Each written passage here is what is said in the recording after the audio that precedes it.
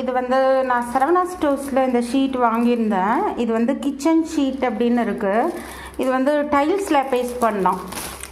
அந்த கிச்சனில் வந்து எண்ணெய் பிசுக்கெல்லாம் நிறையா ஆகுதுல்ல, அந்த இடத்துல நீங்கள் இதை பேஸ்ட் பண்ணலாம். இது நான் உங்களுக்கு பேஸ்ட் பண்ணி காட்டுறேன். ரேட்டு வந்து கம்மி தான், ஜாஸ்திலாம் இல்லை. இதோட ப்ரைஸ் பார்த்தீங்கன்னா 69 ருபீஸு. இந்த மாதிரி டிஃப்ரெண்ட் சைஸஸ்லேயும் டிஃப்ரெண்ட் மாடல்ஸ்லேயும் கிடைக்கிறது.